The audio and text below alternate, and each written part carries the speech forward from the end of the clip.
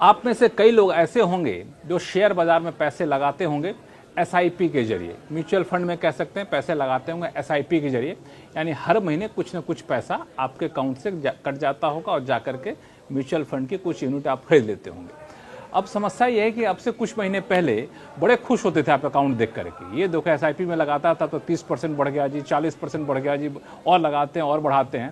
लेकिन पिछले कुछ महीने से जो मार्केट की हालत हुई है ना, वो सारी खुशी जो है धुल गई है। लोग बड़े निराश हो रहे हैं। हर 2 दिन पे बड़े डरते सहमे अपने प्रोफाइल को खोलते हैं, पोर्टफोलियो को देखते हैं कितना एसआईपी पहुंचा। जो 30% 40% पे था वो घट के 5% पे आ गया, कुछ लोगों का लाल में आ गया। तो अब सब लोग ये सोचते हैं कि अब एसआईपी का क्या करें, जो पैसा हर महीने कट रहा है कटने दें या फिर रोक लें, या फिर जितना हुआ है उससे और नीचे ना चला जाए उसको निकाल लें क्या। ऐसे बहुत सारे सवाल हैं और ये सवाल मैं वैसे नहीं बोल रहा हूँ। मैं आपके पास आता हूँ ना तो रास्ते में कम से कम 5 लोग डेली मिलते हैं जो मुझसे पूछते हैं कि देखिए एसआईपी की हालत तो ये हुई, क्या करें लक्ष्मण जी, इसको निकाल दे कि रहने दे। कुछ लोग तो करें और पैसे डाल दूँ क्या, तो मार्केट गिरा हुआ अच्छा रहेगा। तो ये सारे सवालों का जब जवाब मैंने ढूंढने की कोशिश की ना, तो मुझे लगा एक शख्स, वो है हमारे शरद कोहली साहब। इन सारे सवालों को बिल्कुल आपकी भाषा में अगर कोई बेहतरीन जवाब दे सकता है तो शरद कोहली साहब हैं, जो कि बहुत ही जाने माने इकोनॉमिस्ट भी हैं और शेयर बाजार से इस तरह की चीज़ों को लेकर बड़ी पैनी नज़र रखते हैं। कोहली साहब, आपके पास भी लोग आते हैं पूछने के लिए क्या करना है एसआईपी का? बिल्कुल, लोग पूछ रहे हैं, लोग परेशान हैं। आपने बिल्कुल ठीक कहा, क्योंकि बहुत सारे लोगों ने तो ये मंदी देखी नहीं है। कोविड के बाद 2020 के बाद मार्केट एक ही डायरेक्शन में गई, 7,500 पे थी निफ्टी और बढ़ के कहाँ 26,277 गई। बीच बीच में थोड़े बहुत उतार चढ़ाव है, पर इस प्रकार की करेक्शन नहीं देखी। ये बियर फेस पहली बार देखने को मिल रहा है। और आपने ठीक कहा, लोगों को 12, 13, 15, 20, 25%, 30% रिटर्न की आदत पड़ चुकी थी और अचानक 30% गिर के नीचे निगेटिव में गिर के बिल्कुल कुछ नेगेटिव आ गया, या नहीं तो बहुत थोड़ा रह गया है। तो अब लोग असमंजस में है कि क्या करना चाहिए। देखिए, एसआईपी आप 3 वजह से करते हैं। आप एवरेजिंग के लिए करते हैं, आप डिसिप्लिन के लिए करते हैं कि मेरा एक फिक्स अमाउंट हर महीने सेविंग होता रहे, और तीसरा आप कंपाउंडिंग इफेक्ट के लिए करते हैं कि अगर मैं लंबी अवधि के लिए कर रहा हूं तो उस पैसे पे जो डिविडेंड आएगा, ग्रोथ होगी, वो दोबारा इन्वेस्ट होके मुझे। इसको थोड़ा सा दर्शकों को समझा दूं। एवरेजिंग का मतलब ये हुआ, मान ली जब लगाया उस टाइम ज्यादा था दाम शेयर का, इक्विटी का या फिर म्यूचुअल फंड यूनिट का, बाद में आके कम हो गया, फिर कम वाला भी लिए, ज़्यादा वाला भी लिए, फिर आगे चल के ज़्यादा वाला भी लूंगा, तो ये सब मिलके एक औसत रेट पे रहता है। तो बहुत उतार चढ़ाव का असर नहीं पड़ता, इसी को एवरेजिंग कहते हैं। जी बिल्कुल। कंपाउंडिंग का मतलब कि आपने 10 रुपया लगाया, उस पर 30% मिल गया आपको रिटर्न।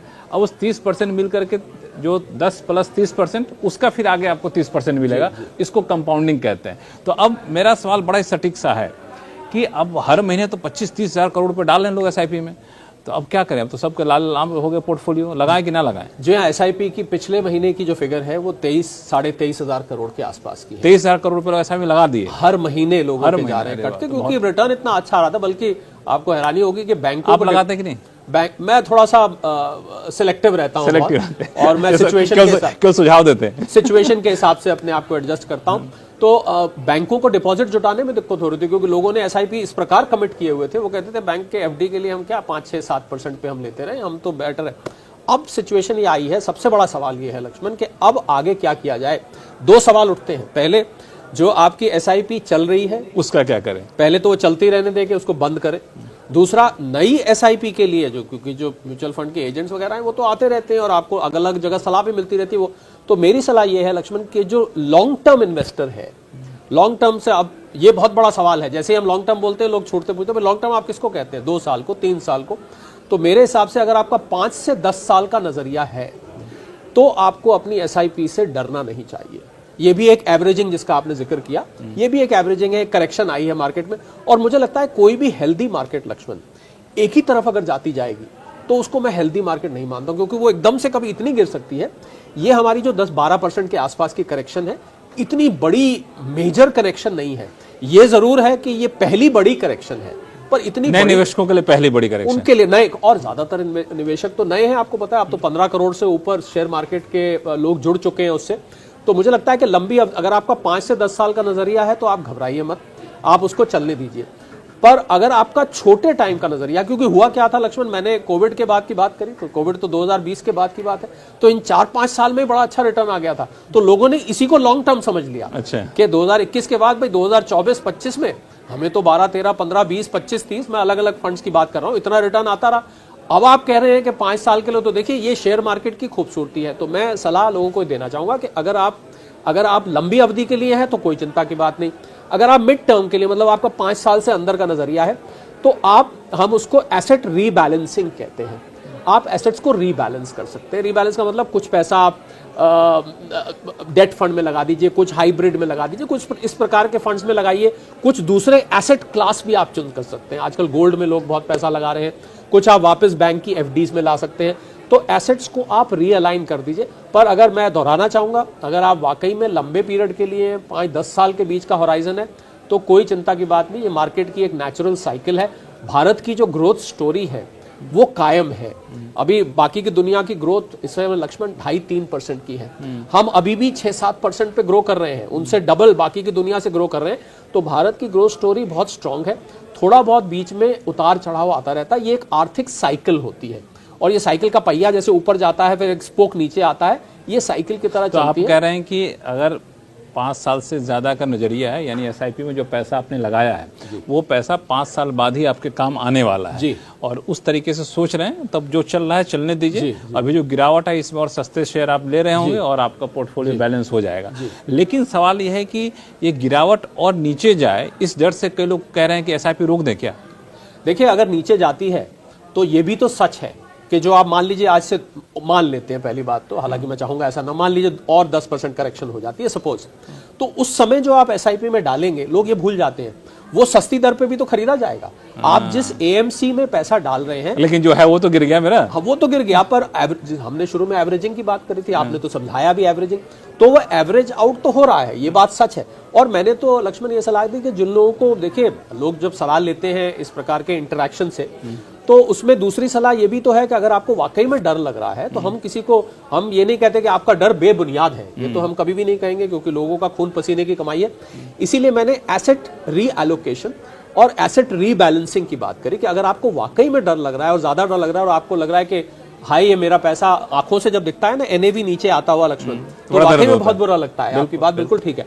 तो मुझे लगता है कि आपको दूसरे एसेट क्लासेस में कुछ टाइम के लिए, गोल्ड और सिल्वर में लक्ष्मण बहुत अच्छा पैसा लोगों ने बनाया है, और अभी स्टॉक्स में भी, और आप लोग उसमें म्यूचुअल फंड एएमसीज में भी रीअलाइनमेंट कर देते हैं, आप किसी दूसरे में जा सकते हैं। इसमें मैं आऊंगा। ये बड़ा इंटरेस्टिंग सवाल है कि अगर आप एसआईपी कर रहे हैं तो एसआईपी को रोके ना, लेकिन जहां जहां एसआईपी कर रहे हैं ना उसमें कुछ फेरबदल कर लीजिए। इधर का पैसा उठा के इधर कर लीजिए, इधर का पैसा उठा के उधर कर लीजिए। इसमें क्या ख्याल रखना चाहिए? क्योंकि अभी जो मैं पढ़ रहा हूँ कि मिड कैप में अभी बहुत संभावना है गिरने की, लगाइए तो लार्ज कैप में लगाइए, तो ये सब क्या माजरा है? देखिए 3 कैप्स होते हैं, small cap, mid cap, large cap होता है, ठीक है। आजकल माइक्रो लार्ज कैप मतलब बड़ी कंपनियों के शेयर वाला एसआईपी, मिड कैप मतलब मझोली कंपनियों के शेयर वाला एसआईपी, और स्मॉल कैप मतलब छोटी कंपनियों के शेयर वाला एसआईपी। और अगर मैं आपकी बात को और प्रिसाइज कर दूं तो 20,000 करोड़ से ज्यादा जिसकी मार्केट कैप होती है वो लार्ज कैप होता है, 5,000 और 20,000 के बीच में होती है वो मिड कैप होता है, 5,000 से कम वाला स्मॉल कैप होता है। तो अभी एसआईपी हम करने जा रहे हैं, मान लिया जाए, तो अभी हम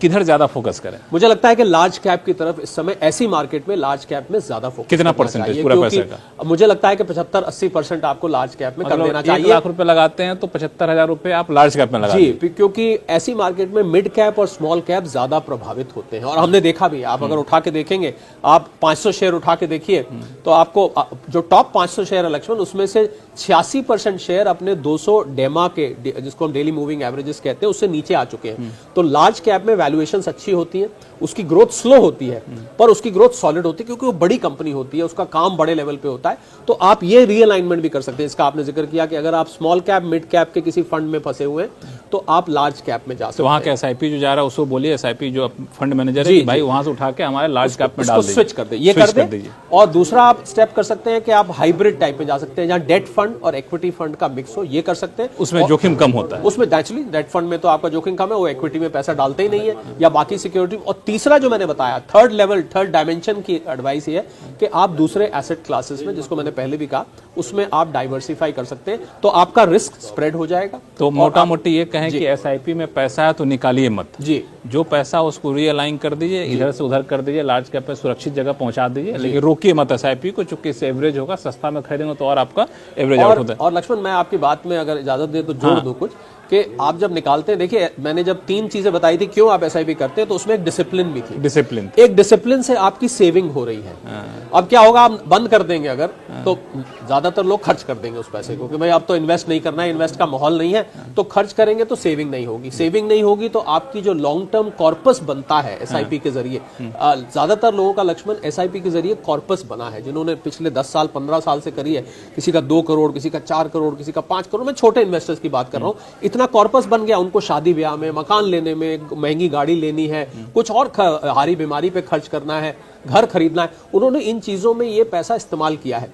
तो मैं समझता हूं सेविंग एक अच्छी चीज आपकी चल रही थी, उसको आप बंद करेंगे, या तो आप ये इंश्योरेंस दे के पैसा खर्च कहीं और खर्च नहीं करेंगे, कहीं और निवेश ही करेंगे किसी और एसेट क्लास में। पर अगर आपने खर्च कर देना है तो बेहतर है आप उसको चलाते रहिए और लॉन्ग टर्म के लिए बने रहिए, वरना ये जो 3 डायमेंशंस हमने एडवाइस की रखी है इसको। एक चीज और कि जिनकी एसआईपी चल रही है, मान लिया जाए कोई 50,000 रुपए के एसआईपी करता है हर महीने, अब तक उसका fund allocation small cap, large, mid cap में ज्यादा है, लार्ज कैप में कम है, तो आपने कहा कि फंड एलोकेशन लार्ज कैप में ज्यादा कर लीजिए, मिड कैप पे, स्मॉल कैप में कम कर लीजिए। लेकिन जो मिड कैप, स्मॉल कैप में उनका पैसा ऑलरेडी एसआईपी डिपॉजिट है, उसको निकालने की रहने दें।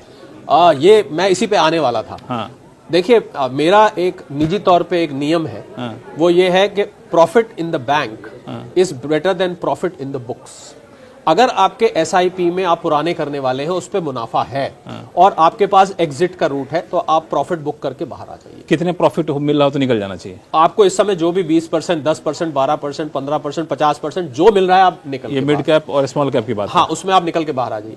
अगर आपका वो घाटे में है तो फिर जो हमने पहले बात करी थी एडवाइस की, फिर मैं उसको करना चाहूंगा, या तो आप उसको रियलाइन करके लार्ज कैप में कर दीजिए, या फिर आप थोड़ा बहुत अगर लॉस हो रहा है, आप नहीं बर्दाश्त कर पा रहे हैं और आपके पास इतना लंबा टाइम स्पैन नहीं है, तो आप फिर उसको, उसमें से बाहर आपको आना पड़ेगा। एक आखिरी सवाल कि जो लोग नए सिरे से पैसा लगाना चाहते हैं, तो अभी लगाएं कि रुक जाएं थोड़ा सा, क्योंकि मार्केट की हालत बड़ी खराब है। अब ये एक नई कैटेगरी आ गई। अब ये आप कहेंगे कि ये थोड़ा सा बायस है कि नए सिरे से जो पैसा लगा रहे हैं, उनके लिए मैं सलाह दूंगा कि थोड़ा सा रुक जाएं, और अगले 2-3 महीने मार्केट के लिए बहुत वॉलेटाइल है। ये जो ट्रम्प साहब की नई टैरिफ पॉलिसी है, ये जो डॉलर की वॉलेटिलिटी चल रही है, ये जो नई नई घोषणाएं वैश्विक तौर पर निकल के आ रही हैं, इनको थोड़ा सा सेटल हो जाने दीजिए और फिर आप इसमें एंटर करिएगा। ये नए लोगों के लिए सलाह, देखिए नए और पुराने वालों के लिए बिल्कुल अलग अलग सलाह।